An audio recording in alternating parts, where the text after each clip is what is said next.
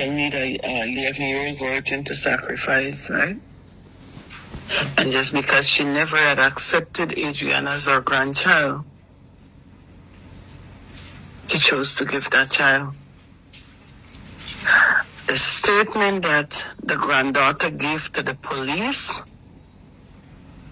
is that she saw and heard Stefan is the last person called Adriana.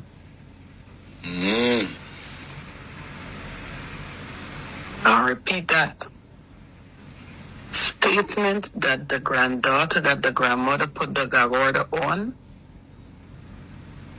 gave to the police officer that she saw and she heard Stefan call Adriana when Adriana was going with Stefan into that building. He called her out of the pool.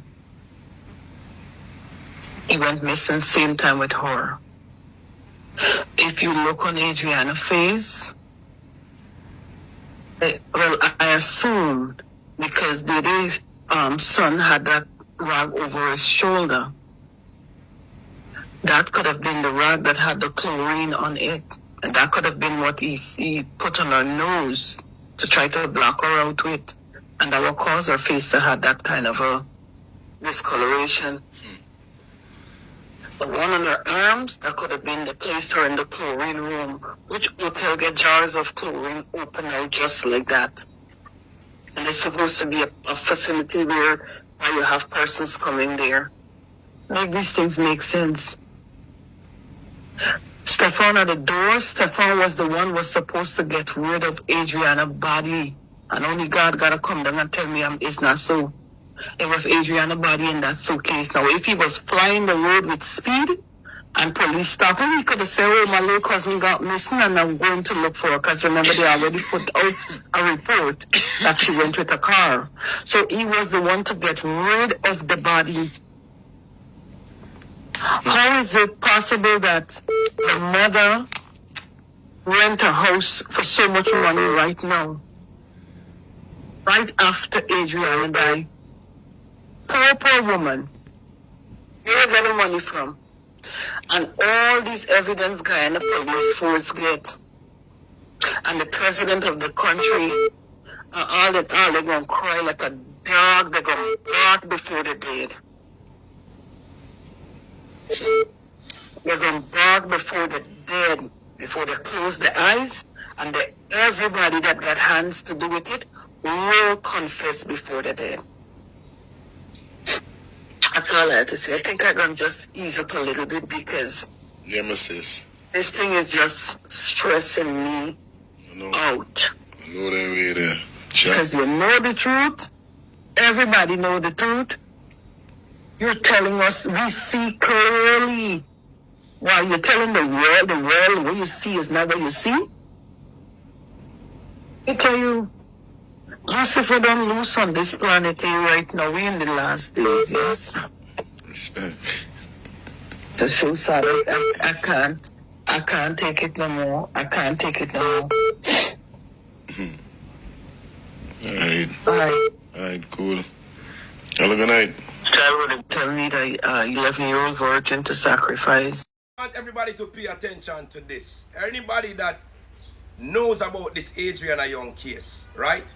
Now there's a video that's going around that a lady is saying, pay attention to this suitcase, the blue suitcase, and it showed the surrounding of everybody that was sitting right there, standing up right there, looking at that suitcase moving through the crowd.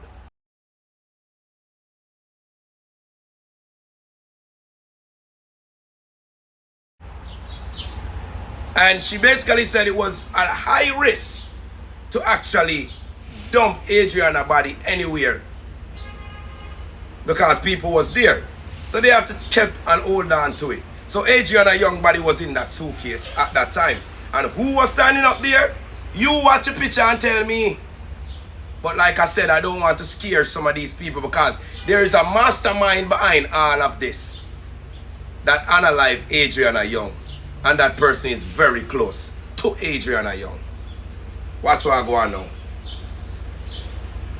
The question is, why and what did cause that fire? Wet Pants was one of the person who caused the fire, right or wrong? Right. Leroy and the masked man caused the fire, right? Right. Okay, watch what I go on now. Where is that suitcase after everything was done? The suitcase was what? The evidence of where Adriana's body was carried in the suitcase. So because that was the evidence, that was exactly what they was burning in that hotel room. And the hotel catch on fire. Go and check if I'm lying. So anybody have access to go there, you must can find even a little piece of suitcase, or they already dig up that evidence. But it may be melt through the floor. So go look if you guys can find even a little dot of that blue suitcase in that room that got burned. That burnt the first room that caught on fire. Go and check that first room and see if you don't come up with that suitcase evidence. That's what they burnt.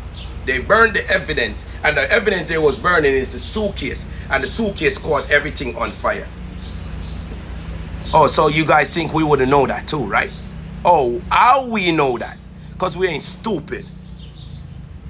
So Amika Lewis, the aunt of Adriana Young, came out with a list of things that Adriana's grandmother lied about on Facebook, and it listed about 4 or 5 things or inconsistencies that she believed were relevant on the grandmother's part. And then she ended that list with the phrase, "I don't trust any of them."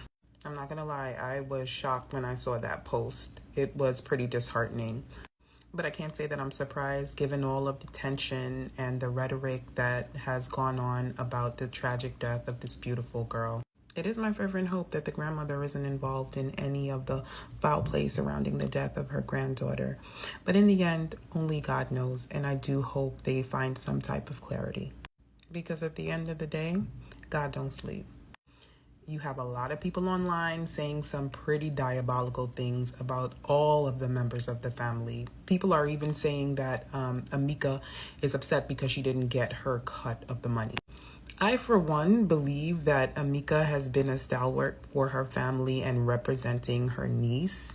And I do think that the family is really just trying to get justice for this girl. And I can tell, like, they're frustrated, but they're still keeping the fight up. So for the people who really care about this family, let's continue to lift them up in prayer and have their back as they continue on their search for justice, especially because the funeral for Adriana is going to be held this Sunday, June 22nd, and they're going to need all the prayers that they can get. Justice for Adriana.